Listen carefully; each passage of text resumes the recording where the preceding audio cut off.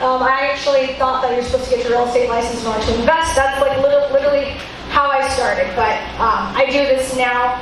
I only did my own deals, but now I actually help other short-term rental investors find short-term rental deals in California, and it is possible.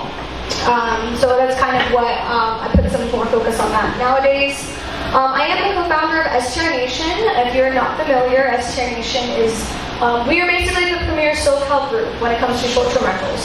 We do monthly meetups. We actually have a conference at the end of September in San Diego, and it's all about STRs. It's a very similar environment, just like here. It's all about learning and connecting with other investors. But yeah, I do some consulting and mentoring privately, and I'm also the founder of our STR management company, Vivid Iconic Properties. If you want, you can always check out our website. It's literally vividiconicproperties.com. People always ask me if they can see my listings, and you can see them all there. So, just to kind of go over some fundamentals, what a short-term rental is. It's a furnished rental that is rented for less than 28 to 30 consecutive days. This is where real estate means business. And in today's talk, we're going to talk about more so the business side than the real estate side. One of the cool things I really like about short-term rentals is that you can grow wealth through owning real estate, but you have a lot more cash flow. So just as a recap, what I mean by the 4 phases of STRs, we have the first one as market research. This one here is when you're trying to figure out what market, what kind of STR do you want. So for those of you who are still not quite sure this is for you, you'll probably figure this out by the end. This is the business part, is phases 3 and 4. Phase 2 is acquisition. So this is how we find the property. This could be any type of strategy within STR that you choose. So if this is arbitrage, co-hosting, or owning, it's the same thing. Acquisitions is finding the property, which usually takes the longest time. And setup, this is the part where we have the property now. What do we do with it? So this is what we're going to talk about today. And operations and maintenance in phase 4. This is how do we operate the business and how do we automate this? A lot of people are scared of short-term rentals because they feel like it's too much work. I won't say that it's not work, it's very front-loaded, but it doesn't stay like that forever. You can actually automate it to where, whether you decide to self-manage or outsource. If you do outsource, then it's going to be really, really hands-off, but if you want to save on your own property management fee, pay that to yourself, but figure out how to do this without stressing all day long, there is a way to do it. I actually, before I quit my job, I was running 4 short-term rentals in multiple states, different time zones, while still working as a nurse before I quit. And a lot of people were here when they saw me go through all of that. So it is possible. I was able to quit my job because of STRs doing all of this. So we're jumping into the phase 3 part of this, since this is STRs 102. These won't be able to play, but it's just to illustrate. These are actually photos of mine from my Instagram on how the setups usually look. So they get messy before they get pretty. A lot of people actually think this is the fun part. I am one of those people. I actually do enjoy setups. You can either do it yourself or you can outsource, but basically you really should go and look at some of this because it's kind of funny. I wish I could play it here, but this part here, people either cry over because this is like the shop till you drop phase, and if you were like me and you don't like to spend money, this was like, I've never spent this much money on it. I'll tell you a funny story. The first short-term rental we had was out here. I said this before, but for those who haven't heard it, I went and I posted my listing and I asked people, because I didn't know any better, I went to a Facebook group and pretty much was like, hey, I want some feedback. What do you guys think? And they roasted me. They said it looked cheap. It looked like, I didn't know why. It's because I went to Habitat for Humanity. So you could do that. I know now what to do with that. But I wish I had photos. It actually turned out well. But what I got from that was, okay, we got to level this up. So what did I do? I went to Home Goods. I went to Hobby Lobby. And I dropped $2K on just pretty decor. And I was like, okay, you want wall art? I'll show you wall art.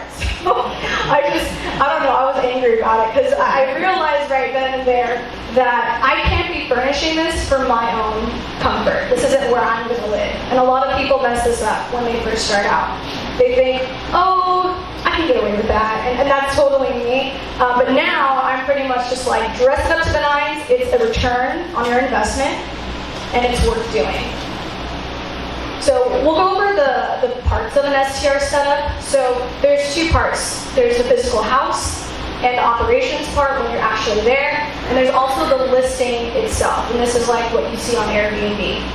So I'm going to cover two ways to do this, but since I do this from a distance, I treat all my rentals like I'll never see them again in like a year, which is actually how you'd rather treat your rentals anyways, even if it's close by. The first part of it is furnishing the property. So if you're lucky, you might be able to buy a property out of state, for example, partially furnished. We're talking like the beds, the couches, the tables. This part, if you can do that, I recommend it if you're new, especially out of state. It's a lot less hassle, but not everybody can do that. My first property, it was literally blank. It was a 4-bedroom. We made it a 5-bedroom. And silly me thought, okay, we can do this with a truck and an SUV. That was very short-lived. I went and I got a U-Haul instead because I realized I'm basically furnishing this like I'm moving into this. So why in the world am I doing an SUV and a truck? And I did this for 2 weekends. Like, this is how stubborn I was. And so now I'll share this with you.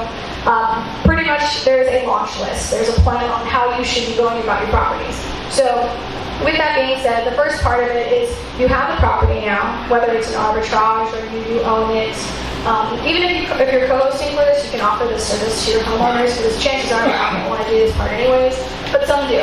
So furnishing the property, I'll give you a concrete example. So in Tennessee, we close on the house, we have the keys, or actually it's usually a keypad pin because they don't have keys for short-term rentals usually. We go over there, and now we're like, we have no idea what's actually in this house that needs to be replaced. So when we get there, we're pretty much looking at inventory. What's at the property? What do we need? What do we need to replace? So usually the first days are just us arriving and trying to kind of get our bearings.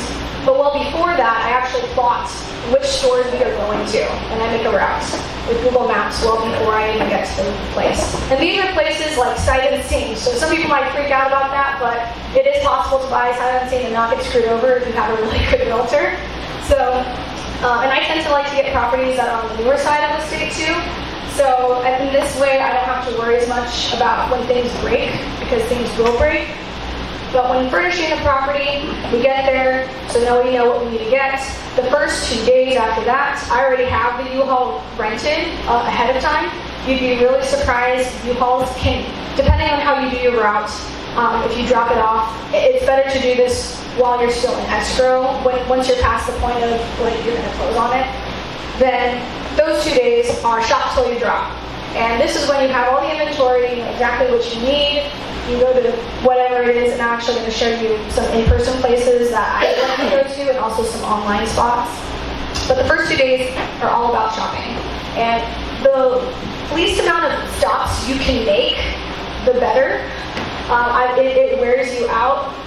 Like I said, you're basically shopping and furnishing this place within a matter of a couple of weeks.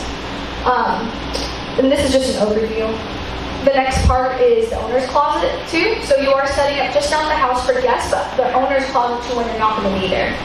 And this is important because what do you do if something breaks? You have 2 options. You can actually have 3. One, you can Instacart. I love Instacart. I literally had to Instacart a new coffee maker to a guest. But here's the tricky part. They're getting smart where now people have to sign for stuff, and I don't like that. So I went to Amazon Prime instead, and it worked out. So you can Instacart stuff to your guests, you can give it to your cleaner, mail it to them, and they can go and place it there for you. Or if you already have it there, it's just a matter of somebody going into your closet, because they do charge. That's the thing. Every time you need to do something like that, it costs money to get that thing that broke to the house. So I pretty much have all of our owner's closets stocked with stuff that I know is just going to break in a matter of time. That way, I'm saving on not just the delivery fees slash if you have to come and get it. It's already at the property. So knowing how to set this up is just anticipating when things break. We'll do a little bit of a deeper dive into what else goes into the owner's closet, but that's just something that's part of the setup. The other part is building your team. So this is the part where, so now we've been shopping. Now we're actually going to do interviews. That's usually day 3, day 4. And what we do now, why do we shop first, is because now we're going to be stuck at the house. So it's perfect to line up vendors to come and interview them and do walkthroughs. Before we even get to this part here, when it comes to interviewing cleaners, I personally will screen and vet cleaners about 2 to 3 times before I even invite them to do a walkthrough. So by the time I'm actually close at the house, well in advance, I will have a date, and I'll keep following up with that cleaner to make sure that we're still good, we're still on track to meet at this time. And I'll separate my windows 2 hours at a time. It's just like interviewing contractors basically for a bid. You're doing the same thing. This time you're doing this with cleaners. One pro tip when it comes to finding cleaners, because that's usually the first person that you're going to hire, is you can figure out what the rates will be if you want, go and actually look on Airbnb and see what people charge. Here's the thing, what people charge isn't necessarily what they pay the cleaner. So something to keep in mind. But you can use Turno. It used to be called Turnover B&B. This is a place to find cleaners, and you can see, and they'll give you bids based off of the address and configuration of your house. That way, you have an idea of what they'll do well before you meet them. Because when you do these setups, efficiency is everything. The top clock is ticking. You want to get this thing live because you want to start making money. The other part with building your team when you're there, it's a good way to see if your handyman is actually capable of doing good work. So depending on the condition of the house, if it's minor versus not so minor, this is the part where you can actually see them do some work for you, and they can help do things, and then you keep that relationship going because you at least have a face-to-face contact with them. The other part here is tech installation. So especially with remote, and this is all going to be geared towards how to do this remotely and with automations. The tech installation part's a huge thing with the STR setup. You want to make sure that you're putting in the right things in your property. Funny story, so nobody tell anybody, but in our Florida property, we found this out later, but we physically could not put a camera at that house. It's true. It turns out, and this is like all the houses over there, and this thing's like a 9-bedroom.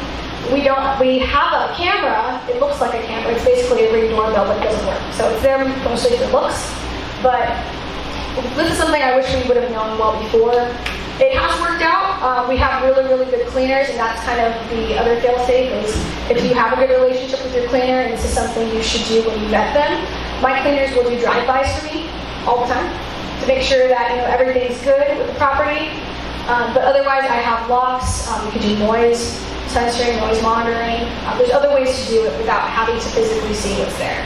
So, in the perfect world, having cameras is one of the things that you definitely want to install before you leave. Now, when it comes to the listing itself, this is the part where you're on Airbnb, you're on VRBO, on Booking, or direct website. This is how do we create the list and when do we create the list. During the setup phase of this, now you're integrating your channel manager. And so what a channel manager is, for those of you who don't know, it's basically your first employee. It's where, it's a software. There's plenty of different kinds I've gone through before. Personally, I can go into that if people are interested, but with channel managers, this basically controls your calendars. It controls your guest communications, so you can automate check-in instructions, check-out instructions. It actually also automates your locks. So my smart locks that I installed during the tech installation, I have it to where it automatically will talk, my channel manager talks to my lock and gives them a code. And so I don't have to manually go in there and input codes. Some people still do that. I'm telling you right now, especially at scale, even if you're not with only one property, you will be much happier knowing that it's one less thing for you to do. Along with the channel manager, what else you can do is you can automate reviews. This part's important with Airbnb because how you rank, which will be in phase 4, will pretty much dictate if you're going to really do well with bookings versus if you're going to be super slow and you're going to be crying because now you're not getting booked. So your channel manager basically does all of that. It integrates everything for you. On top of that too, pricing integrations are done with it. Some of them are called like Price Labs, Beyond Pricing, Wheelhouse. You can automate this with your channel manager. Sorry guys, I guess I didn't like it, it broke. Not that button. Oh good, okay, not that button. Thank you, Andy. But with pricing integrations, a lot of people always struggle with, well, how much should I charge? And the cool thing with STRs is that you can control your pricing, but how you control your pricing is important by the season. So there are ways where you can kind of set it to where it's programmed, your calendars a certain way. Personally, I will tell you it's always better for you to look at it continuously, and that's in base 4, but it's just something to be aware of during the listing setup. And then the last part with the photos. So normally I don't get these done until well after I physically leave the properties, just because you want to get a deep clean after you physically set it up. And then usually, depending on the market that you're in, some of these photographers that are really good are really booked out. So before you leave, and there's a slide just on what to do before you leave a property. You want to take photos of everything because you don't know how long you won't have your professional photos. And you don't want to wait to list your properties at that point. So to continue, or to summarize more so the setup phase itself, STRs are very, very front-ended. So this is the part that a lot of people will sometimes get discouraged because they do all this work, they furnish the property, they set up the listing, it was already a long road just to even find this deal, and they're still putting in all work because now they're biting their nails thinking, oh my gosh, what is the first guest going to think when they step foot? Did I do everything? Chances are you won't, but that's okay. But they're very, very front-loaded in the beginning, both on the physical side and the tech setup side. Another tip is to invest in durable furniture. I don't recommend IKEA. At this point, I'm telling you, they will know, and you will know because things will break. I actually this is the Florida house.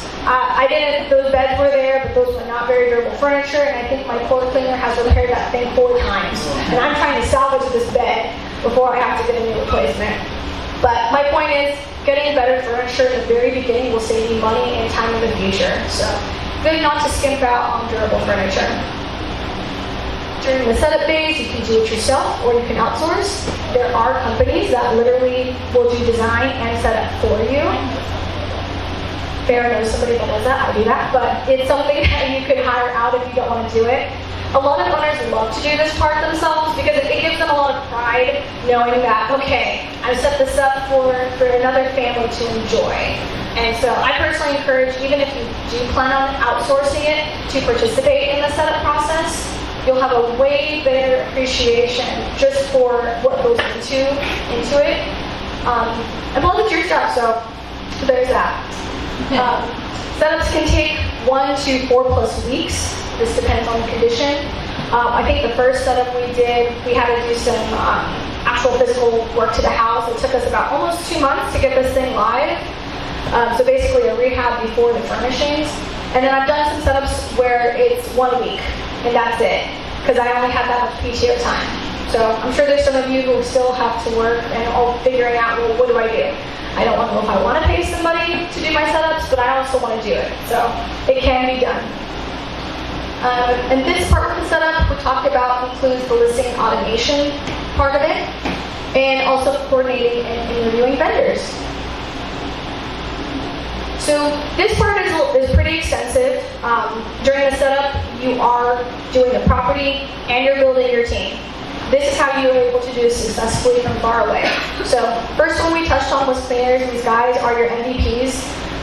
Pro tip, treat them very, very well. They will treat you well in return. If you choose wisely, you won't go through cleaners all the time too. Now the handyman part, I always start with my cleaners because chances are they're going to know a handyman, and they won't refer a handyman that they don't like to work with or isn't good, since now it's a referral. So normally for me, I'll start with my cleaners, and to also touch on where do you find your cleaners. Besides Turno, personally, I am a fan of Facebook groups. I honestly think I found almost every single one of my vendors through Facebook groups. A few of them I have done through referrals, but most of the time I utilize that. And I do quotes usually with Turno. For the realtor lender at the bottom, I definitely recommend picking an STR-friendly realtor and a lender. In our Texas property, I think we went through 4 lenders before we found one that had the product that we wanted for our short-term rental. And the one big thing that was different with them was that they also own short-term rentals themselves. So they knew what we needed, and it worked out much easier. So finding somebody that's able to understand the STR world is super important. Same with me, why I'm doing it as a realtor now. It's just because I treat it like I'm buying it. Honestly, what I do is I look for houses I want to buy, and if I can't buy it, I say, do you want to buy it? So finding somebody that can do that is important. And to be honest, all across the board, STR-friendly vendors in general is super important. The other big game changer, something that I'm just falling in love with, is virtual assistants. So I use virtual assistants in my business. I just hired a personal virtual assistant, which I think Farrah needs to get one now because she actually texted her. But you can use virtual assistants with your rentals. And this is the part where in phase 4, you're going to start automating it to where now you're not the one on call, your VA is on call. Honestly, this can be a whole class in and of itself, so I can go. Does anybody want to hear more about VAs at all? Just so that I know how. Okay, we're gonna go to it. Great. So, and this is the thing. If you wholesale, if you flip, if you do anything in real estate too or business, you can literally have a VA do it for you. This personal VA of mine, not only does she help me with operations, so I have more than one VA. I'll start with the personal one that I just hired. She knows KW better than I do. She knows Command better than I do. She knows the software better than I do. She did my CMA for me. I had a listing appointment. She put it all together. And I'm just like, wow, you did a better job than I would have done. All I did was review it, and it showed up, and it worked really well. So it probably saved me quite a bit of time. With the rentals now, what does that VA do? So she does guest communications for me. She does vendor communications. She'll get vendor quotes. Pro tip, make sure you tell your VA to ask how much before saying yes. My VA got an expensive, it was a dryer handle. I think it cost me like $300, and I was like, all right, Beverly, next time before you say yes, ask how much. And is there a service charge to get a quote? So she's learning. But my point is, you're able to leverage the time of other people, and you're not having to do this with a property manager if you don't want to. Another thing my virtual assistants do, they help me with marketing. It's actually something that is necessary nowadays with Airbnb short-term rentals. You can't just put on Airbnb, cross your fingers, and hope for the best. You actually have to go after bookings. So my virtual assistants help me with that. Another thing that they do is that they also can help me order stuff. So resupplies. I have one of my VAs, she does a share cart with me. You can actually do this, I do this with other people too, where you can build an Amazon cart and have share cart as an extension. And they pretty much just put it in the cart, send you the link, and then you're able to check it, review it, add it to your cart, and then pay it if you want. If you're not comfortable giving them like a credit card. The other thing is password management. A lot of people are super scared to give away their secrets to a VA. So different ways, password managers. I personally use Bitwarden. You can use LastPass, but LastPass had a thing going on recently, so people are kind of starting to shy away from it. There's other password managers, but as you scale, more people are going to know your business, so having that password manager makes a really big difference. Another thing with virtual assistants, I give them their own phone numbers. So one piece of tech that I use, you can use this honestly for anything, is OpenPhone. It's way better than Google Phone. People will not know that it's a Wi-Fi based phone number. And it's actually cool because Robert and I like to go on cruises, so we're really excited for the one in February. But how do we do this when we have no signal? We use our open phone number, the app Open Phone. So people can still reach us because it's Wi-Fi based from the ship and not cellular. So, and I find it sometimes a little bit more reliable versus like WhatsApp. So So that's one thing that I give them so that, and I get phone numbers in the zip code or the area code of where the property is. Because I will kid you not, if you're from California and you are investing in some certain states, they will probably charge you more. So I have learned to not call from my 951 number.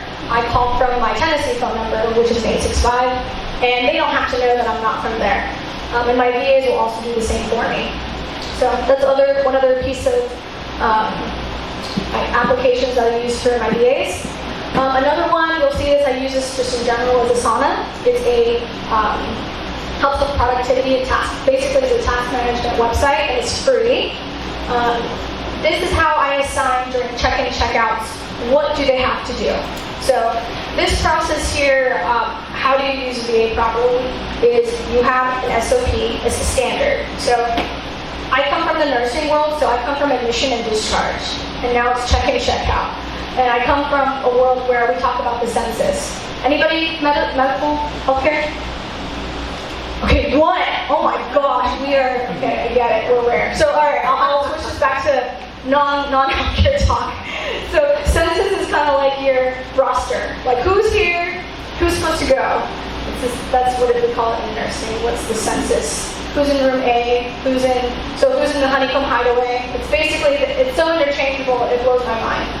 So, that was my old job, by the way, in nursing. I was a case manager. So I'm the person that helps you get to where you want to go versus the bedside nurse. So I was a little bit more behind the scenes when I did nursing. But going back to virtual assistants, on Asana, we have checkout time of 10 o'clock. So once checkout hits, the VAs are supposed to check did the people leave, did the guests go? If not, our cleaners start to talk to us and say, hey, they're still there. So my VAs make sure that they left. They do this by two ways. One, our slage locks. You can tell when somebody's locked the door. The other way, too, is the ring camera. So they can see if somebody physically left. And then the next thing that they have to check is, did the cleaners show up? And did they show up before checking? So one interview question that I ask my cleaners is, how long do you think it's going to take for you to clean this place during our walkthrough together? And this tells me what time I should start bugging them if we don't see them. Because what I've come to find is cleaners will get to your property. It's just, sometimes they can do it much faster than what you would think would take. So I do keep an eye on how long cleaners need to take to set up houses. The other part of the checkout, the check-in, check-out process that my VAs are responsible for is, so the cleaners showed up. Now, do we have everything ready for the guests coming in? So even though you can automate the slage locks, technology isn't perfect. So somebody should check that it did populate on the lock itself. And you do this through an app. So one of their responsibilities is to just make sure that what's in the message to the guests matches what is into the Slage app. And the reason why this is important is because you get graded from Airbnb in your reviews on the check-in process. And the last thing a guest wants is they can't get in the house. So it's a very preventable thing to do by making sure that you have checks. So whether you're the one doing this or your VA is doing this, it's basically a check-in, check-out checklist that your VA has to follow. So thinking what else? Because right now I'm like, I want to hire more virtual assistants. So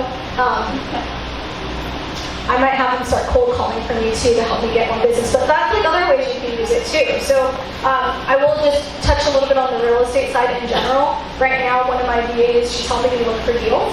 So they're very, very much trained, they're very educated. Deals can sometimes take a long time to find, so they help scrub them for me. But yeah, I love the power of virtual assistants. So if you have more questions about that too, actually I'll take a question of questions if you, okay, go ahead. Where did you get located? Philippines! I tried so hard not to get a Filipino VA. I'm Filipino, okay? And I'm, nothing bad about it. Will it come back? Oh, no, nice. Okay. And I think the reason why I tried really hard not to is because I'm like, everybody has a Filipino. We don't, I'm just kidding. So I interviewed, just so that, because this is a thing that to know, I interviewed Filipinos, I interviewed Americans, I interviewed Africans. I didn't interview any Egyptians, but I know, I think REI Call Center uses a lot of Egyptians for their VAs. But the Philippines is where we're so hospitable. I totally get it. Honestly, they're better than me, and I can see why. But yeah, Filipinos. Do you have to hire like 2 so you cover all 24 hours? Good question. So no, I don't. I have business hours on my listings, and I make it very apparent to the guests that we're not on call 24/7. Go to sleep. We'll find it in the morning, and it's okay. And if it's an emergency, they're going to call 911 anyways. So I have coverage pretty much from before, because my properties are Eastern Standard Time. So I've been in trouble before. I had VAs where I was still sleeping and the water pipes were frozen, and nobody knew what to do, and they couldn't shower. So now I have them work on Eastern Standard Time, where most of the properties are, and then pretty much till around midnight, just because there are some people that check in late. And what I find interesting is that between the day shifter and the night shifter, their focus on the rentals is much different per shift. Because in the mornings, they're dealing with the check-in check-outs, and the afternoon VA is pretty much dealing with things going wrong at night. Or the people that are trying to get in on the later side, like last-minute ones. Good question. Go ahead. Yeah, so when you purchase your properties, like out of state, do you actually go and walk the property? I have not done that. I always do it afterwards. And the reason why was because I was working a lot at the time, so I could not go during inspection, but I did have other people go for me that I trusted. So, but otherwise, I would only go there after I closed. So how do you find these people? Oh, I make friends. So that's the thing, you want to make friends with your neighbors. I actually think I found most of my neighbors through Facebook groups. And just similar like STR forums too. So, and then referrals, and in some states you actually there are services. In Tennessee they have one called the Task Girls or something like that. And the whole role of the company is surrounded by, what do you need me to do? And it could be anything. So that's like a service that sometimes is provided in different areas. How do you get it? Facebook groups. So I'll tell you the process of what I did. It was like a 3-step process. First thing I did was I created on Canva a very basic flyer of the top characteristics of what I'm looking for, and that it's a full-time position, and the nature of your job is going to be this. And if you feel like you're qualified for it, please send me your resume. And so on the most recent hire, I got over 30 VAs that responded, and I only posted like on 2 groups. I didn't even post on all of them because I knew that it was going to be a tsunami of people. So once I got their resumes, I would look through each one briefly and pretty much said, I looked for the technical abilities. Are you qualified? Not the personality yet, but just are you qualified? Once I felt like they were qualified, then I would give them the full summary of the job description, kind of like the responsibilities, what the hours are, things like that. And then I would have them take a personality test. So the DISC test is what I have them use. You can get it for free, like 1, 2, 3 DISC test or something like that. Or DISC 1, 2, 3. There's a combination of those two phrases into it. And I have them all take it. I actually recommend that you take it yourself, because you'll find that I always tell people you want to hire for the role, not the task. I learned this the hard way. I've hired people that I thought were very qualified on paper, and then realized that we just were not a very good fit to work together. So that's the second phase. Once I pretty much say, oh, congratulations, we welcome you to apply further.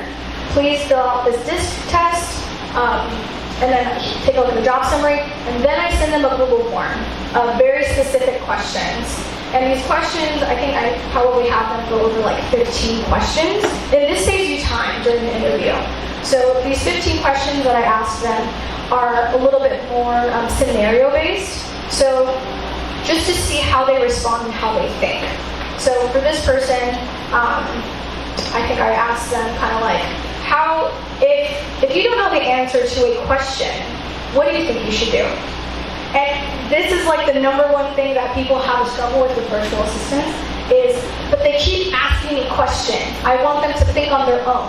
So one really good thing to do is ask them directly, what do you think you should do? And I've had 2 answers. Oh, if I don't know, I'll ask you. And I'm like, wrong answer, you're out. Like, no, we can't, no, that's not what I'm looking for. Or I'll have them say, well, this is what I would do. I would go look on YouTube, I would look on Google, I would try to figure it out, and if I really can't figure it out, then, I'll look at my resources, then I'll ask you. And I'm like, okay, we like her. This is good. How she, or one of the Asian tends to be females, but I have there's some males where I'm like, I don't have enough room yet for you, just wait. But those are the type of questions that I ask, because it's not just can they do the job, but how are they as a person? And I think if you can hire the right person, so like for my rentals, I did make a requirement that I want you to have some sort of Airbnb experience, whether you worked for them before, and I will say it's much easier. Oh, hey! Oh, okay. I see my friend over there. Sorry. So I just lost my train of thought. But anyways, oh yeah, we were talking about VA still. So Claire was laughing at me. I had coffee before this, so if I tend to talk fast, just tell me it's the coffee in me. But that's good because that means I'm chatty today. So, oh yes, go ahead. Before you leave the VA topic, do you Yeah. have a specific company that you haven't had a lot of success with? No, okay, so this is a good question. You can go through an agency. There's one called Sphere Rocket if you don't want to do it yourself. So you can either hire through an agency or you can do what I do, and I find them myself. I handpick select them and I train them. So, or you can just hire through an agency. I'll tell you the big difference though. If you're comfortable going through the process and you trust yourself to be able to identify the right person, and you like that sense of control, like me, I like clones of myself, then I would go the do-it-yourself route. And if you do, you can do Facebook groups. Onlinejobs.ph is another one. This is a paid service, but you do get very qualified people through it, I will tell you. So you could do one or two things. You can either do a job posting, or you can go to a specific resume that you like and say, hey, I have this job, do you want it? So, Yeah. So you use these like Sphere Rocket and all that for your VA thing, or for everybody? oh, okay. So with the VAs, there's two ways you can find or acquire them. You can look for them yourself through Facebook groups, OnlineJobs.ph. There's other websites and forums, or you can hire a agency. You can go through an agency, and what they do, like Sphere Rocket, I'll give you an example. You pay them $1,000 a month, and then they will give you a pre-trained VA. So you don't have to, if you want a cold caller, you don't have to teach them how to cold call, they'll know how to do it for you.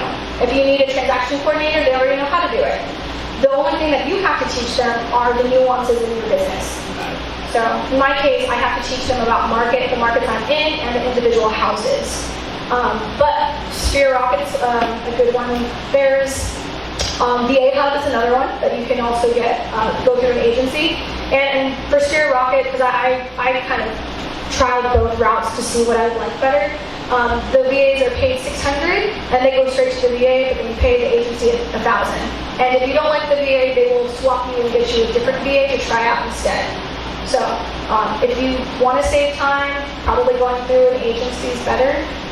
But if you're like me and like to really get going there, then I think it's fun hiring people. So go ahead. Yeah, real quick, does the VA, they monitor the person they hire, or decide, hey, this guy can do the job, or do you do that? My understanding, because I don't go through an agency, is that you tell them if it's not working out.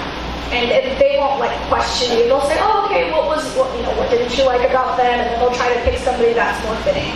That's my understanding with those that go through agencies. Yeah. Go ahead.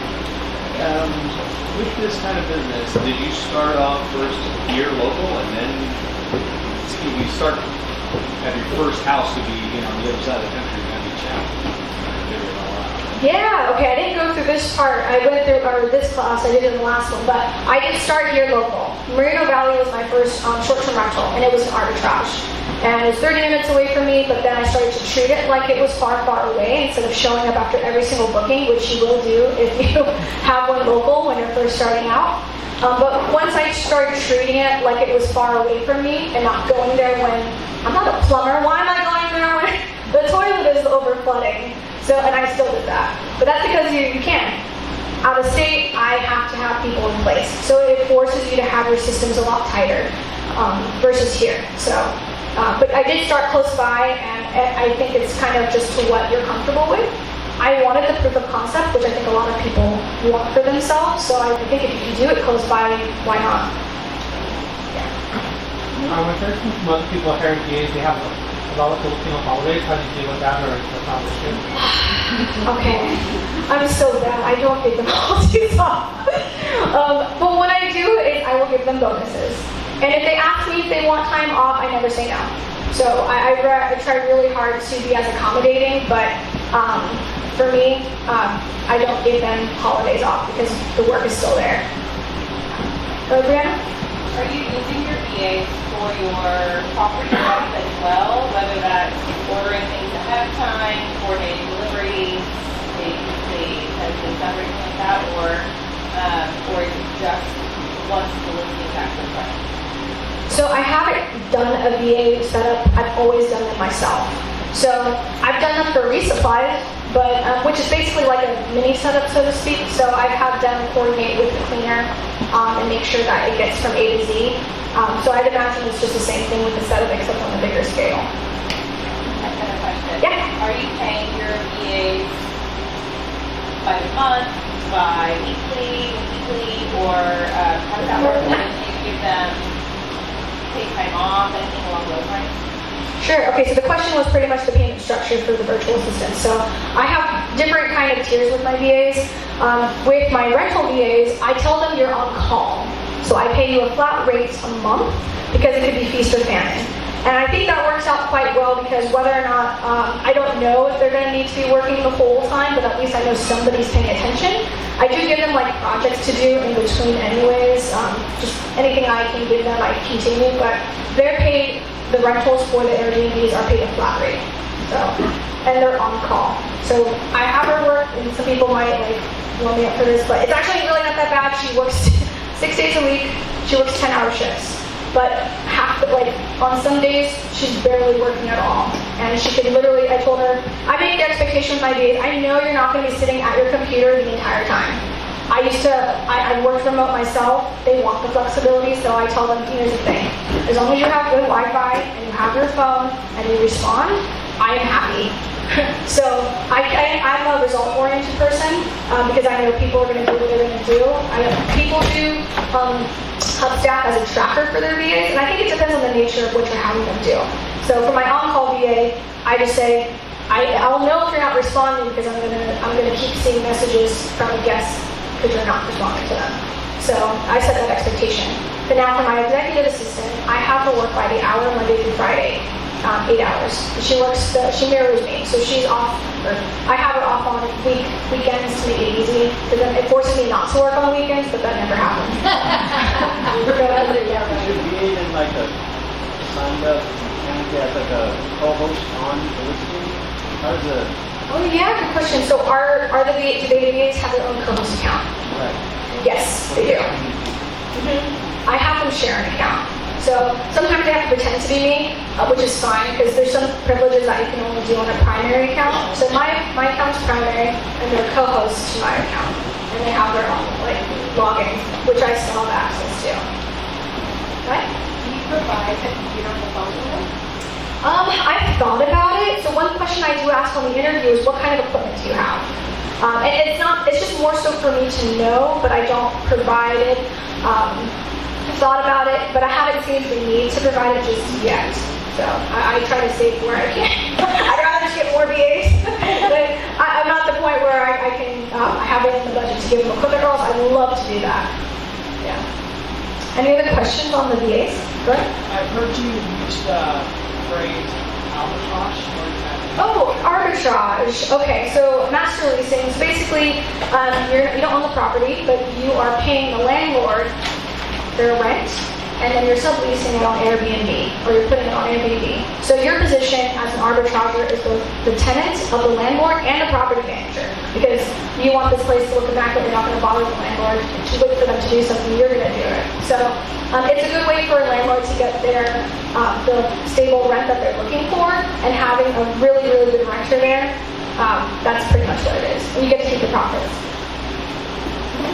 Hi, Kristen. Hi, Stephanie. Good.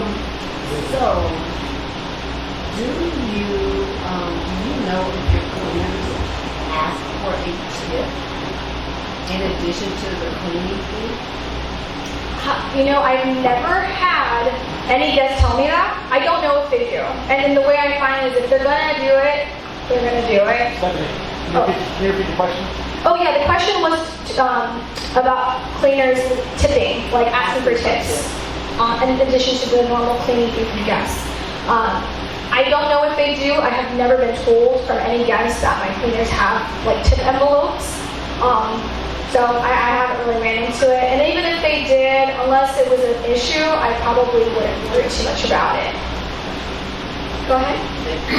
Back to your last question about arbitrage. Sure. So someone's renting out a place. Let's just say they're charging $1,000. So you're working with them as the tenant for $1,000. But then you tell them, I'm going to short-term rental this. Anything I keep, anything I make above $1,000 is mine. And so then you rent it out for $1,500 for the month. That $500 goes to you for a property you did not own. That is correct. That is essentially the process. There are also utilities, furnishings, all that are included in that expense, but yeah, that's pretty much what happens. Run into a lot of resistance with that kind of approach? It seems like you would. I mean, honestly, nowadays, so for me, I don't actually go after it as much as I used to. I don't really have to. I get a lot of people who actually want me to rent it from them or arbitrage it. But I have cold called actually somebody, I think if you're here, I probably cold called you. Somebody from the club. I was doing I went on Zillow, I looked for furnished properties. And this was more so for co-hosting. I called and just said, oh, I saw your listing, wanted to see if there's, if you need any help improving your listing, stuff like that. But I also will pitch arbitrage too, because sometimes people get tired of doing this. So I don't really run into it, but I also think it's just educating the landlord on, because the biggest fear that I've come to find is, well, what happened? What do you do about screening people, and what happens if there's a party and liability? That's like the number one question I always hear. So the answer to that is you have extra insurance and that you screen your guests very, very well before allowing them to, or accepting the booking. So like for me, I'm so okay saying no more than yes, just because your property isn't for everybody and not everybody is for your property.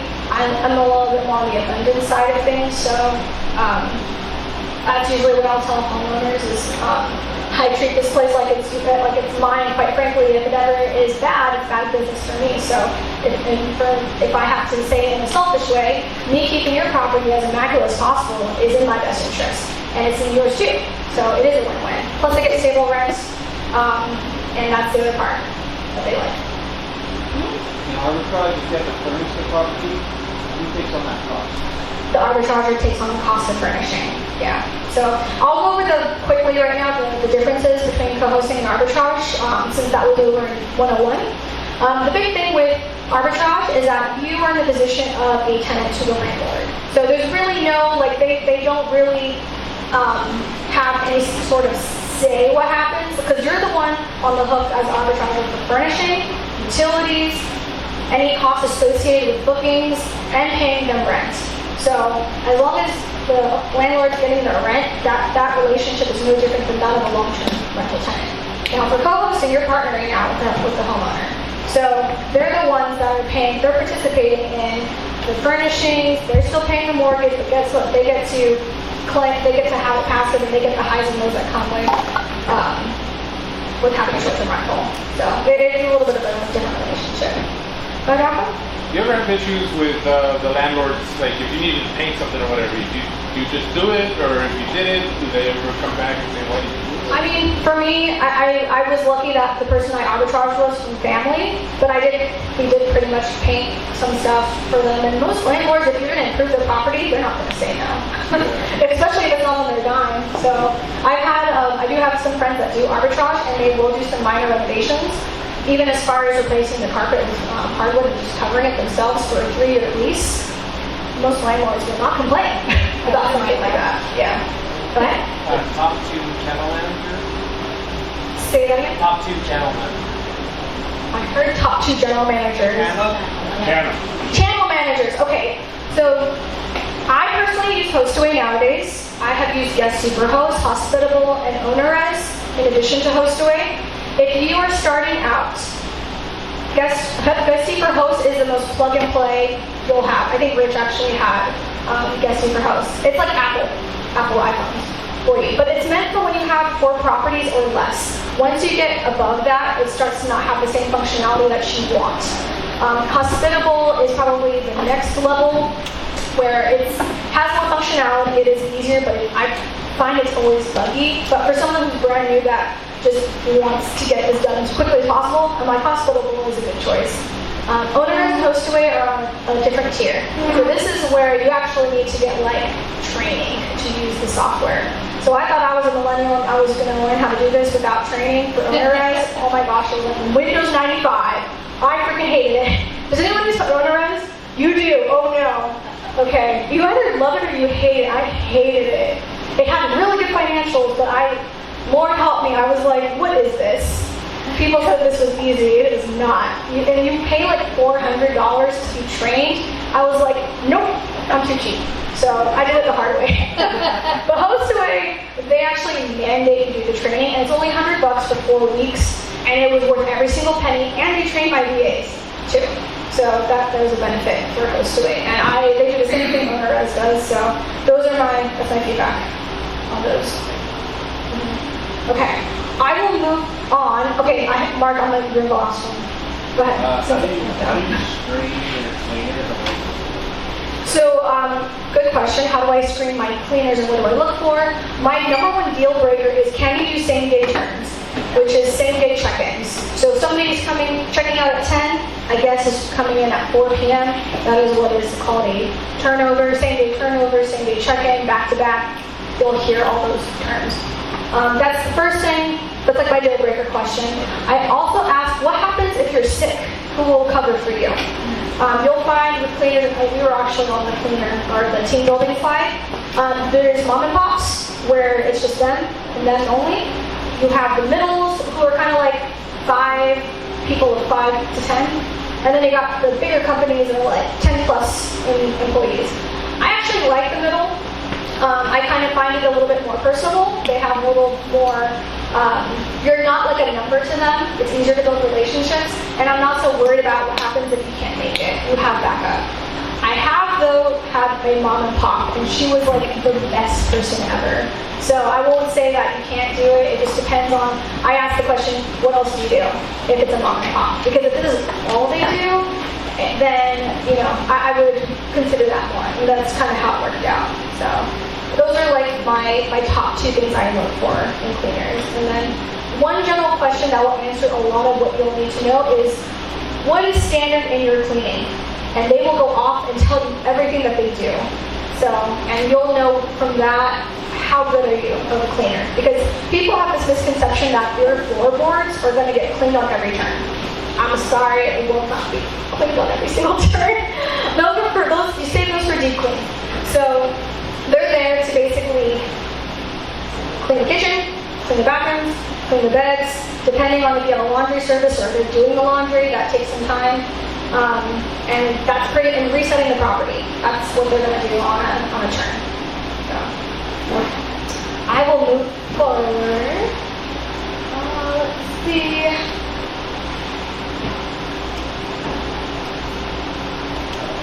Okay, so we're basically about to almost hit phase 4, but this part with the setup is super important. So setting up your property. These are actually a couple of my properties on the board.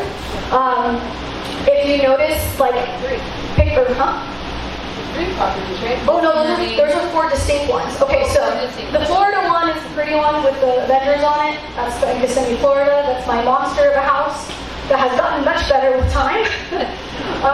The Misty Mermaid is my Texas property. It's right by, it's in Crystal Beach. Down there is my, this one's in the Smokies, literally less than a mile from Dollywood. And this one is the Firefly Cabin. It's another one I have in the Smokies. So I have other ones, but those, I can only fit those on the page. So. But it's important, like, people will book based off of how how your property looks. So if you don't furnish it well, and if you don't have really good photography, and I'm talking like pro photography, not iPhone photography, it's one of the best investments. That house right there, Joy's Retreat, the bottom right-hand corner, that is my oldest house. My photographer, I said this last time, did way too good of a job. Like, you make this thing look super brand new. Those floors are not as good as they should be. But that's because it's an older house. So, important during the setup is that you want to make it an experience. So you can't quite see it, but in the Misty Mermaid towards the left, that is a Mortal Kombat game, stand-up game. It's one of those easiest things that you can add. You can buy that stuff from Best Buy, Walmart, and build it out together. That's what we did. We also have a air hockey table and another console in the marble over there. And you can't see the game rooms, but these have game rooms too at the bottom. So these are the types of things that you want to add, especially if you're in the desert Joshua Tree area. Like, it has to be better than this in order to really, really stand out. So I can't overstress. Good design, good photos. If you don't like to do design yourself, it is worth it to hire somebody. But if you're like me, you like to go design, then this is the part where you can make your dreams come true. Okay, so this part here is still on the setup phase. So furnishing, these are some sites. You can see the online sites. I'll run through them pretty quick. So Host GPO, this one is actually meant for short-term rental investors. You can get wholesale prices. They're really good when it comes to towels, linens. If you have little soaps that you provide, you can get those there. And they also have some other like mattresses stuff. You do have to pay for it, but you do get the first, I think, 3 months free. So I would recommend signing on to this when you're ready to actually start furnishing your property. And they do screen you and things like that. The Minoan Experience, it's minoanexperience.com. It's very similar to Host GPO. They focus a lot more on design and curating like unique pieces. I think it's super bougie, but like that's kind of what you have to do with these short-term rentals. So that's another one. You can't go wrong with Costco Sam's Club. Every time I visit Texas, I usually stop by, buy new batteries. I ask my cleaner ahead of time, hey, what do I need? I'm on my way down. And she'll tell me, and I'll just go to Costco and I'll do it. Wholesale furniture outlets are good too. I know Andy has a favorite place that does hotel furniture that they're trying to get rid of. That's still good. Can never go wrong with Amazon. I get all my Wi-Fi signs, my Slate on-code door locks, my Ring cameras, stuff that is a little bit harder to get sometimes at places. I will literally pack them with me in its own separate luggage. So I have a clothes luggage and a supplies luggage. And one of the things I will get are my signs and a lot of my tech stuff. Just because I don't want to show up to a different state and then find out your Lowe's is not like my Lowe's and it's ran out. I have had that happen before, and if you're there long enough, you can get it Amazon to you. But if you're in some remote spots, it's a little bit harder to receive stuff via mail when you're at the property. And then my Habitat for Humanity. So I joke because you can get really good appliances from Habitat. If you're local to here, the Orange County one is the best. Don't go to Lake Elsinore, don't go to Redlands, they suck. Orange County people know, like they just like to redecorate.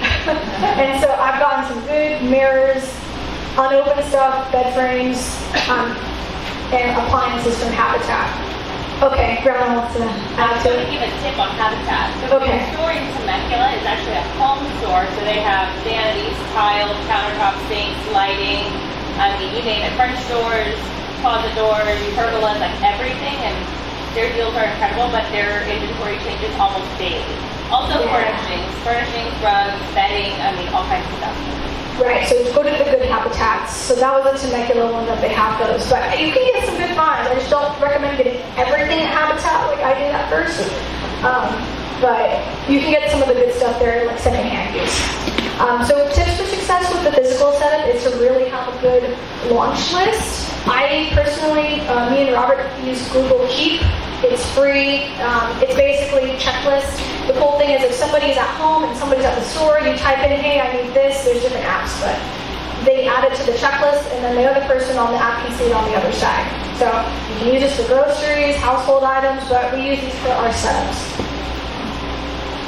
So tech installation, so items worth getting. These are some smart locks. I still get the Slage on codes. They're kind of hard to find, but when you find them, STR people know just to stock up on them. I think I literally went to a Long Beach one and I bought like 4, and I was so tempted to wholesale them, but I kept them. But like that's how much of a commodity they can be.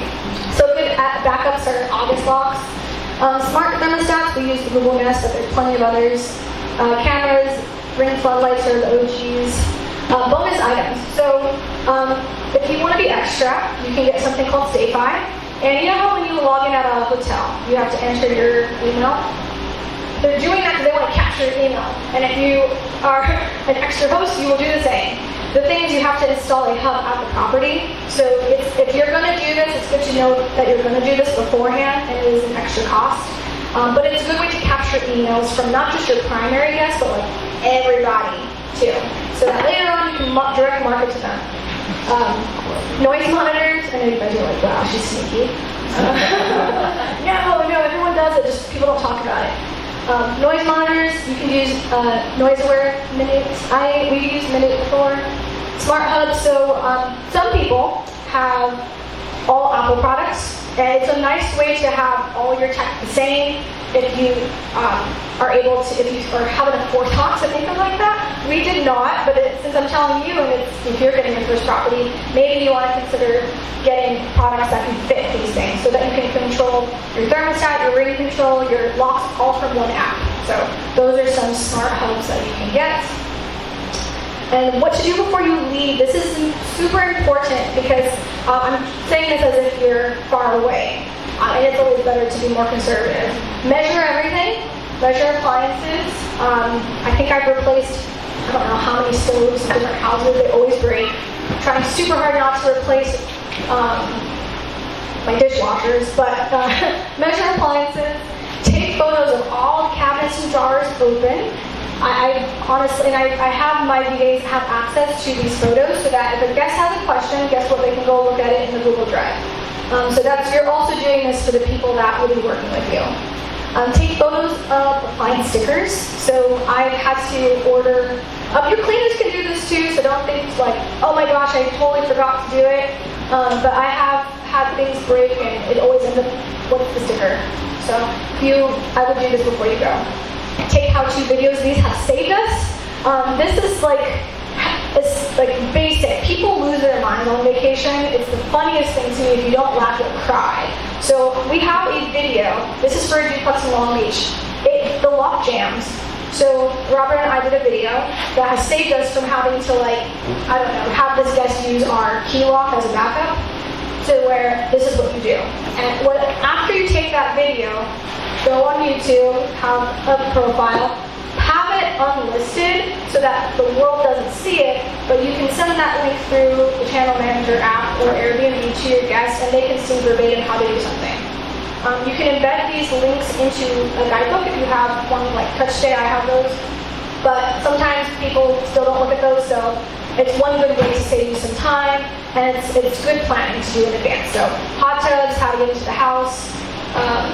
If you have super cool blinds, I have somebody that has very, very expensive blinds, so we have a video on how to do those blinds. So videos for everything. The video walkthrough is important. This is both for yourself and my VAs. So my VAs will never see these properties. So I will do a long walkthrough video with me talking through it so that, hey, if let's say this light goes out, this is what the breaker box looks like, and this is where it's located. So then they're not asking me, what do we do if the power is not working at this outlet or something like that. So those video walkthroughs are important. You can leave a guidebook. I do both guidebooks and QR codes at the properties. I'll get to you later. But if you have enough forethought to leave some of this stuff in advance, which I recommend, it will save you a lot of time with guests. Property inventory, so a checklist on all the stuff you have, the number of plates. It's good to know, especially for co-hosting, it's important to know what your owner actually has because they don't know half the time, but at least you do. And then your owner's closet inventory of what is there. Know what you have. Go ahead, Ray. I was curious, what do you label switches? Yeah, a label maker for switches. Yes, people. I don't know. I've had that so many times. Guests are like, I always ask for feedback, and they're like, it'd be nice if you labeled switches. So we started doing this on everything. It's more so for the ease of the guest, more than anything. So that's why we do it. What would be an example? Like Oh. Robert's disposal versus white or something? Oh no, like something simple like that switch is for the kitchen, that switch is for the laundry room. So like if you have something that's an open floor plan and there's 4 switches, they don't have to think of cooking every single one. That's all it is. So listing creation, when do you go live? This part here, I've come to find 2 weeks before you're ready to go live is a good time because you have a boost and you can book you want to book ahead of time anyway so that your calendars are built. So let's say it's August 1st and you're not actually ready to go live until the 10th. Still post on the 1st, but just block out the first 2 weeks. And that way, you have your listing going, you're not scrambling by August 10th, you give it enough time. So that's when you should go live. You don't have to wait for pro photos. It's okay to switch out the photos. That way you're not waiting for your professional photographer to do it. One thing a lot of people don't realize is that they don't like to use the discount code. So the first 3 bookings, this is for both Airbnb and VRBO, you have a choice. You can give them a 20% discount or not for the first 3 bookings. And the reason why you actually want to do it, most people don't do it, but you should do it because it actually boosts you on the algorithm. So how do you not get a discount if you're super cheap, like me? You use virtual swaps, and this hits 2 birds with 1 stone. One, you actually use up that 20% discount. So I'll explain a virtual swap. You basically find a friend that you trust, and you say, hey, can you virtually book my property for me, and I will Venmo you back your money if you give me a really good review, 5 stars, for staying at my property. So what happens is they book your property, it's good to do this with another STR owner because then you can swap, which is where that virtual swap comes in. I'll do a review for you, you can do one for me. It's always nice when they're in different markets, but what ends up happening is they book your stay for 2 nights, you give them the money, and you as the host will eat the Airbnb host fee, but you just exhausted your discount code that you otherwise would have given a guest, plus you're getting reviews. So that's what you want to do when you first get that boost, when you first get listed, is you want to use it. The other pro tip in listing creation is maxing out your character count as much as possible. So one thing I like to do, and this goes into phase 4, is I optimize with both Jasper, ChatGPT, and RankBreeze. I believe on Airbnb, the character count for photos is 200. So what I will tell ChatGPT is create a 200 character count in a happy tone of a photo at the beach, something like that. And it will literally spit out, I wish I would have had an example, of a caption that fits that exactly. And all you did was prompt it. So that's one way that when I do listing creations, I will do. Okay, now we're in phase 4. Yes. What's the reason why you want to max out? Oh, it's because this is specific to Airbnb and VRBO. It just rewards you. It just thinks, oh, it's like when you fill out your profile, people think the strength of your listing is stronger. It's the same thing. Oh, fine. Do you do that underneath each picture? Is that what you're saying? Yes, and I actually noticed a boost. So the question was, do I do that with every photo? Absolutely, I do. Because so we haven't gone into RankBreeze, but you can literally track. So RankBreeze, for everyone who doesn't know, you have to pay for it. It's basically your way, it's specific to Airbnb, to track your listing visibility. So I used to do the old school, it takes forever. I would go on incognito mode, and the reason why you want to go in incognito mode to check your listing is because now you can see it for what it actually is, or else the internet knows you and tracks you, and so it'll keep showing you your listing, and you're going to think it's at page 1, it's really not. So if you do it in incognito mode every time, if you don't have RankBreeze, you can see if your listing is on page 1, 2, stuff like that. But RankBreeze is nice because it just tells you. And not only does it tell you where the listing is, it can tell you by date and by occupancy. There is a tracker, too, on RankBreeze. It's called a journal, a journal, to where every time you make a change to your listing, you can see whether that affects you on your visibility or not, or if it negatively affects you. And I found that after I maxed out all my character counts on my photos, my boost did go up. So it takes forever, so you should have your VA do it. Yeah. How's that stuff ranked? Rank Breeze. I'll show you my tech stack, and it has it on there. So I use that all the time, actually.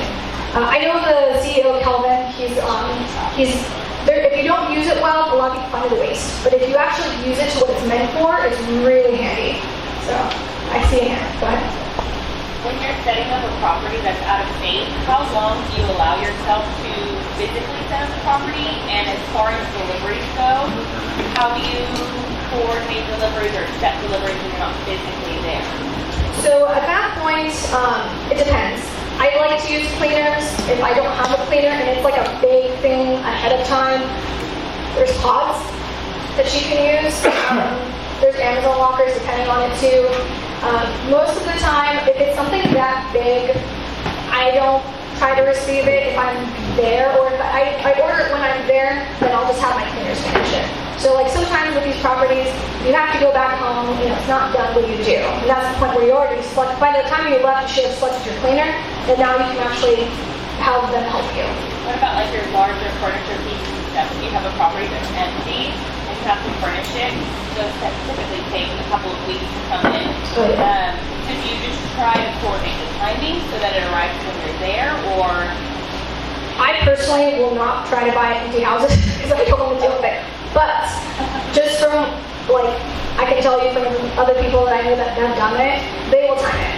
They will time it, or they will try to have somebody that is there to kind of hold it for them in their cabin. So it's really important to, especially if you're doing this from a distance, is to have neighbors, because I legit have, if I ever need somebody to check on my property and they're there, we check for each other. Or I replace batteries for a neighbor of mine, and she's going to check if my mom got load, stuff like that. So I always think if you have somebody you know,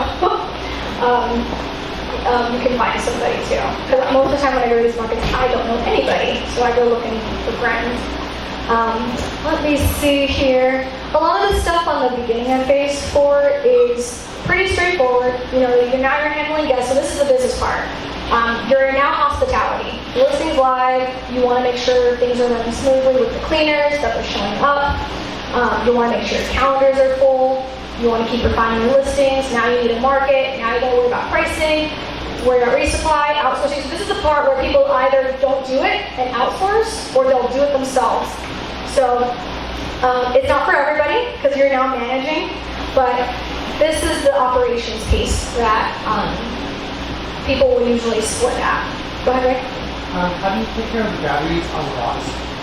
Oh, you just have somebody, your cleaners usually replace them for you. On the slate chart, you can see when the batteries are low.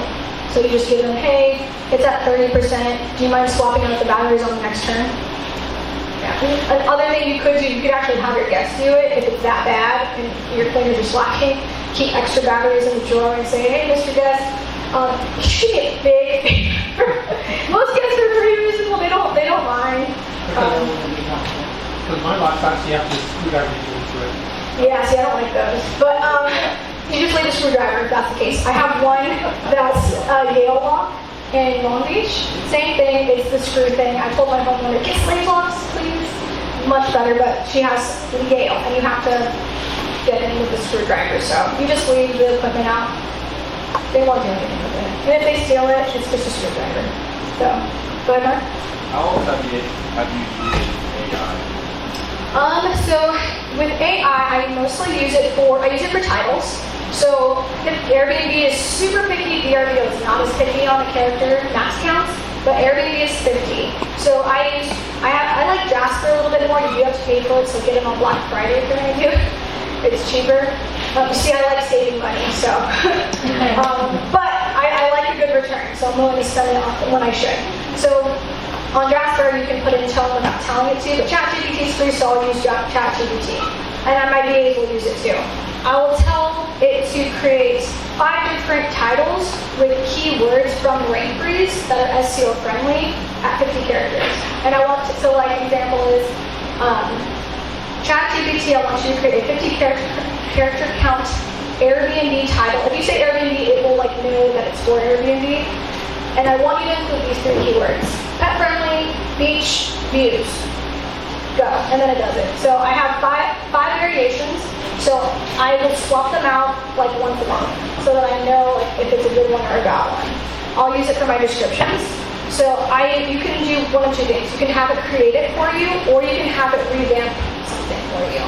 And you just let it know what you want. So the way I use ChatGPT or AI is prompting what I want it to say based off of the key SEO words that are in RankBreeze. Because what RankBreeze does, it tells you, like, these are the top search words you should put in your listing.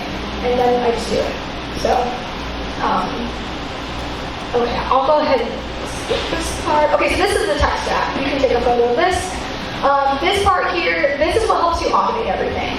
So, Hosto is the channel manager I currently use. I like Pricelabs for my dynamic pricing. And what dynamic pricing means, for those who don't know, it's very intuitive and it will raise and lower your prices based off of seasonality, demand, and what's going on in the area. So I'll use an example that's local. Anybody know the NOS Center? National Orange Show Convention Center? Oh, Nobody knows? Okay, Mark knows. yeah. Let me guess. Why'd you go there? No shit. Okay. No, they do raids at the National Orange Show Convention Center. I don't know if you're out.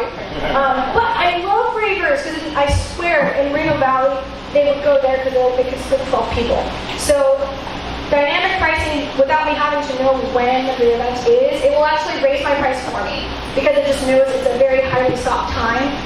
So if you don't have it, whether you have one listing or not, dynamic pricing will help it to where you're not leaving money on the table. So, cleaning schedule, resort cleaning, that one, I use this for my cleaners, but it's more based off of if they use it because it's a paid service. So, but if you're a cleaner, and usually these are the bigger ones, they'll use it because they have a lot of houses. You don't have to tell them when you have check-in, check-outs. Your channel manager speaks to resort cleaning and integrates so that they'll automatically know, like, okay, I gotta go clean your house. The other one, RankBreeze, that's the symbol or the logo right there. That's what I use for listing optimization, ChatGPT, and Jasper. And then my virtual guidebook is TouchStay. There's like Hostfully. You don't even have to have a digital guidebook, but I do because it's my way of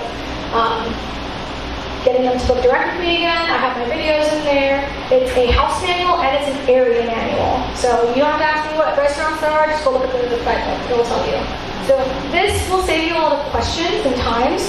I even tell my VAs, if you don't know the answer, go look at the guidebook because chances are it's in there. And then this is what I use for my team management and productivity as a sauna. So some slow season tips. This is something that I've learned over time. A lot of people will struggle with slow season, especially in a lot of markets, September is slow season. And the reason why is because kids are going back to school, everyone's on work mode again. So what do you do to capture these bookings? You want to capture it well ahead of time. So if you wait, actually I did a video on this, but if you wait too long for slow season, you won't get these bookings. And the cool thing is if you capture it at the right time, you can get the longer length of stay bookings that are slow. So on Market Dashboard, on Pricelabs, you do have to pay for it, but it's one of the best tools to know what pacing is. So like, let's say it's September. I know that in Tennessee, a lot of people book this stuff in June, July. So I'm literally adjusting my pricing just for September. October, I crank it up because it's fall, but in September, it dips down. So I'm changing my minimum night stay. I'm increasing it, but I'm lowering my pricing because nobody else is doing that. And I'm also changing my cancellation policy. So you don't have to always adjust your pricing for slow season. If you put flexible, and a lot of people don't like to do it, most people keep theirs on strict, it will actually boost you on the algorithm and it's easier for people to book. Most people will forget that, they want to switch bookings. So it's the easiest thing to do. It's like, I have flexibility. I don't know if I'm going to go. If you do flexible bookings for your cancellation policy during slow season, you will get more bookings. The other thing too is just advertise it in your title, something special. So if you actually go on my website, I think I put end of summer / fall specials. Is it really special? Up to everybody. I don't know. I guess you could, because I do exactly this, I lower it. So if you tell people fall specials, it's like a marketing thing. They feel like they're getting a deal. and then I'm using price slots, and then you can do off-season promos too. So if it's like really slow, like for me in my beach during winter, I will sometimes say, hey, I will give you a day free, and it's better than getting nothing. Just because nobody else is doing that. So that's a tip for that. Go ahead. On the off-season promos, is there any rules against stuff that you cannot offer? Well, you make the rules, you can do whatever you want. So, for example, if I wanted to say, if you stay at my place for 3 days, I'll throw in a 3-night hotel stay at Las Vegas. Is that legal? Sure. People used to give free tickets to attractions. So if you're super lucky, I know they kind of changed this after the pandemic. You actually have to like assign a name to a ticket, but people would do that before. They'll give them discounted tickets to something or free tickets. One thing I did do during off season was I changed my checkout time, and it made a difference. So I was like, instead of a 10 a.m. checkout, I'll give you a 12 p.m. checkout. And not many people will do that. Now, it does affect your same-day turns, but if it's that slow, which some places are like that, just changing you basically want to do something different from everybody else. So changing is something as simple as your checkout time, even if you are losing the same-day booking, it's okay, because now at least you got the booking while somebody else is not getting the booking. So how to optimize your listing. So there are two parts to this. One is the physical property. It's important, these things have to speak for themselves. Obviously you can only do this when you're at the property, or well no, you can do it when you're not, but most people like to do it when you're at the property. It's funny because pickleball courts are a thing nowadays. I don't know it, but people like it a lot. I hear laughs. Is it that good? I've heard a lot of people talk about it. It's 20 to 40K apparently to install one, but it's a great amenity that nobody does. So you could physically stand out just from adding something like that, and now it's there forever. You can put something easy as Instagrammable walls. We're talking murals, grass walls with neon lights. People love taking IG photos, so that's one way to update the physical property. The online listing, you can update that too to optimize it. We kind of went through that on the last one. These are just some easy tips people don't think about doing. They just kind of set it and forget it. So I personally do this on a routine basis. I'll go at least once a week bare minimum, usually going a couple of times. And because I want to, I can train somebody to do this. I actually did train my VA, but I still like to do this myself. It's just, I don't know, I'm like that. She says it's control, probably. But that's okay. At least I know, like, I'm getting booked, right? So, going and includes, like, the algorithm, this is Airbnb and VRBO, it favors changes. It's because it thinks your listing is active on both your side and only guests look at it. So, think of it like when you do a price change on an MLS listing, even if it's only by a little bit, all of a sudden you get that boost, right? On visibility. It's very similar. Other little changes you can easily do is change the photos around. We're not talking like the cover photo or your hero photo, which is the first photo, which it should be the best photo. But you can change, the bathroom is now behind the laundry room in the photo count. Something super simple. If you actually have Guesty for host, it will automatically do it for you. Some channel managers do that. I know it does that. We talked about rank freeze.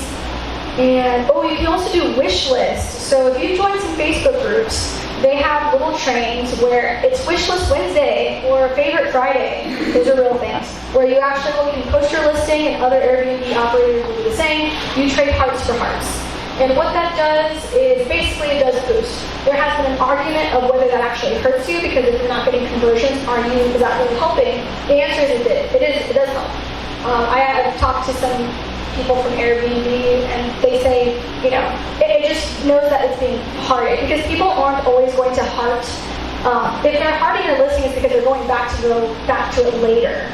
So that's the logic behind that.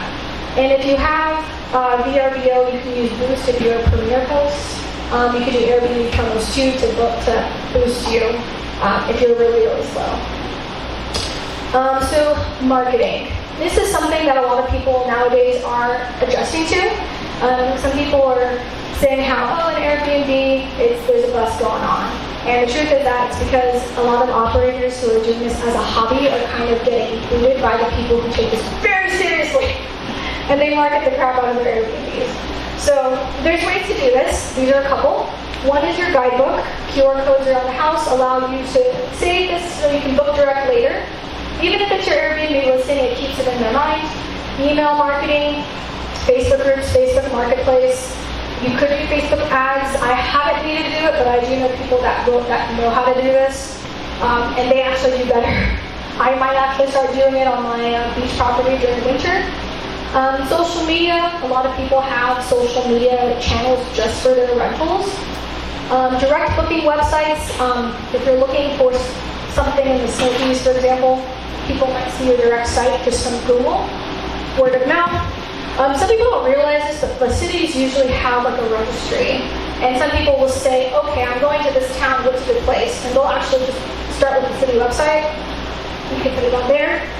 And then the vacation sites are like your OTAs, or online travel agencies that you can market. So Expedia, Google is a new thing, VRBO, TripAdvisor, all of those.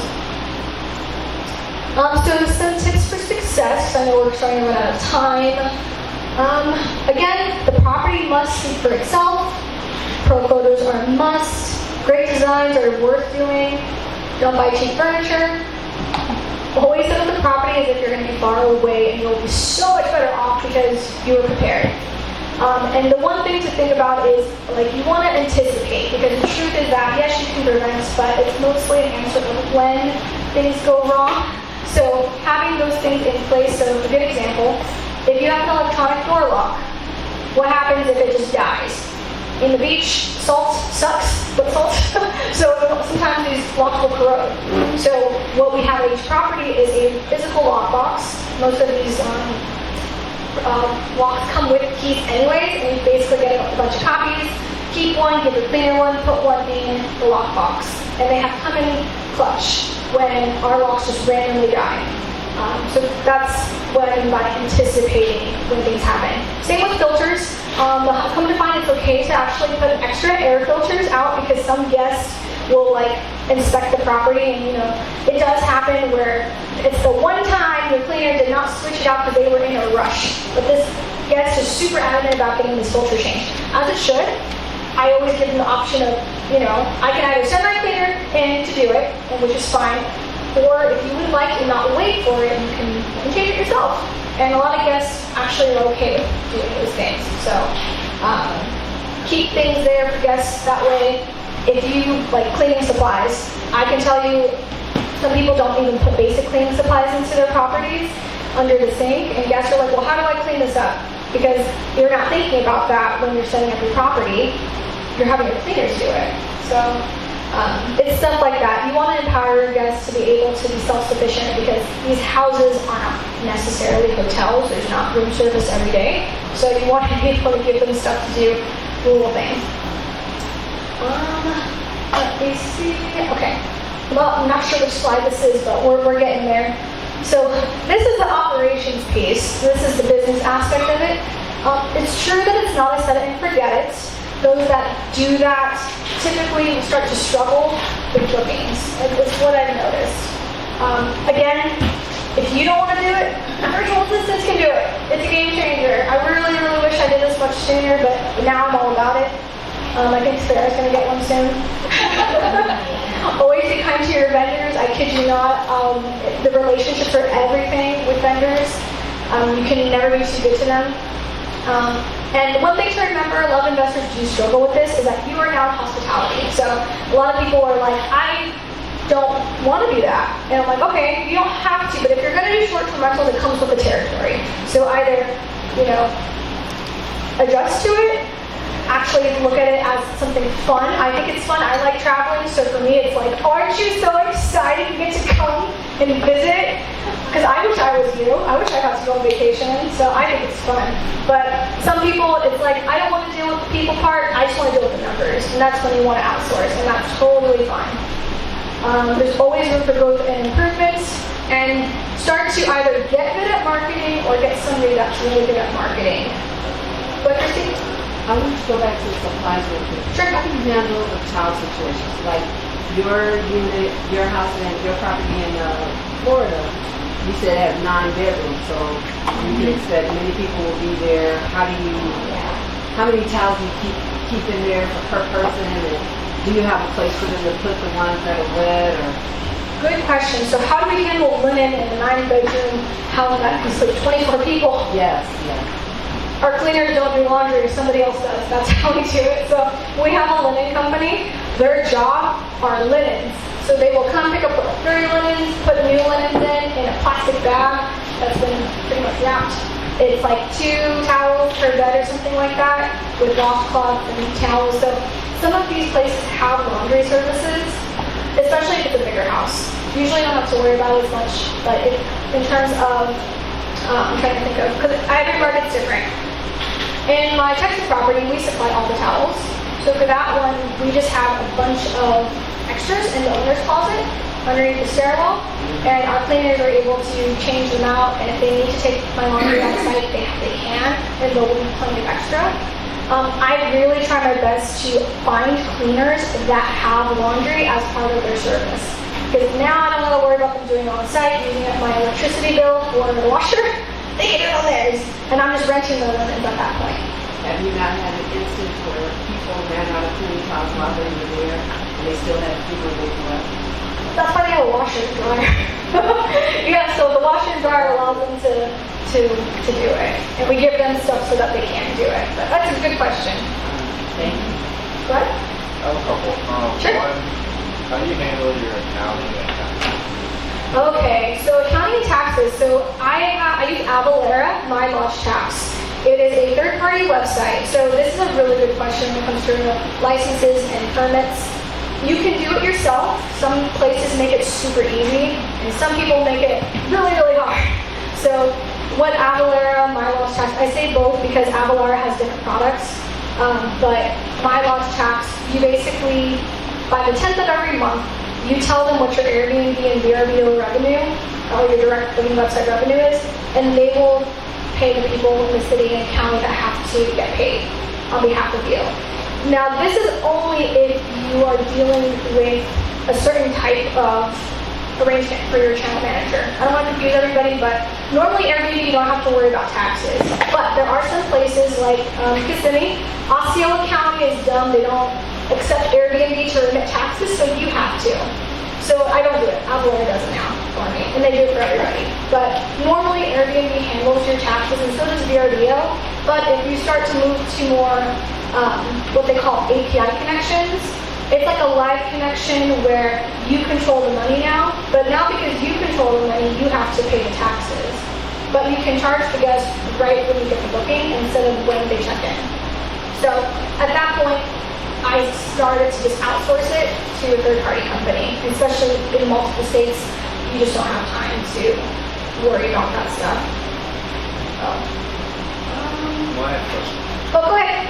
Do you LLC for every property, like a different entity for every, or is it all under one brand? So depending on your loan product, I use the 10% second home loan, which requires you to purchase it in your name, but you can't put it into a trust later. So if you do a DSCR loan, you can do that in an LLC. Actually, I think you're supposed to do it in an LLC. I'm not a lender. Somebody asked me that question, but that's how you can structure it. I have a holding company for depending on the state, but I do have an attorney and a CPA person that kind of helped me figure this all out. So how I bought them all though was all on my personal name because of the second home loan that I used to acquire these. So this is where you can find me. If you want to scan my QR code, I have different links to just different things. I do have a launch list as a free resource. I do have a book that I wrote that pretty much outlines a lot more in detail all of the stuff I talked to you today. I have a lot of people asking the same question, so I just decided to make something for it. And then this is the group that I have here in Southern California, Esther Nation, so you can find us there. And I do a lot of, I'm really glad because I love talking about this stuff. If you haven't noticed, I could probably talk all night. So, but is it okay if I answer any more questions? Yeah. Okay. I mean, we could take a few questions and then, are you gonna be here after people could come talk to you and ask more questions? Yeah, I'm here. But But like three questions to the right time. yeah. Okay, so 3 questions for the group. Okay, you haven't asked me a question yet. I didn't hear the other question, but they had to do with LLCs, and that was one of my questions. Do you have to form one for every state that you're operating in? So, not a lawyer, but for me, Because of the loan product I use, which is the second home loan product, you're not allowed to go and buy it with an LLC. You can transfer it later into a trust, but we had to buy those in our personal names because with a second home loan, you can pay as little as 10% down, which is why a lot of people like to use it. Rates are a little bit higher now. But it's a way to be able to continue to acquire properties because you can reuse the second home loan in multiple markets as long as it's within or the space is like 30 miles away. So like I've used it in Tennessee, I went to use it in Texas so that I could keep getting more properties with only paying 10% down. But I have to do it in my personal name. Yeah. Good question. Mark? Every time you purchase a property, do you do a cost tag on it? I have done cost tags. I honestly just asked your CPA though if it's the right move. So when I was working as a nurse, it made sense because my income bracket jumped. I got scared. So she was like, let's do a cost tag study. And for those of you who don't know what a cost segregation study is, it's basically a way to accelerate depreciation on your property from 27 years to like 5 years. That way, you're basically getting a refund instead of having to pay more taxes. So it's something very specific to short-term rentals. In commercial properties, you don't really have this benefit for long-term rentals. Here's the catch. You have to materially participate. So it's one thing to use, which is worth it, I use this, it's called Reps Tracker. It's an app. You can actually use this for long-term rentals too, if you're a real estate professional. It's a good way instead of using an Excel sheet like what I did, and it was terrible. But you're able to, and you can have your VAs do this for you. I do this. They log my hours for me. So, that's what I do for cost tags to get my hours and stuff. Any other questions?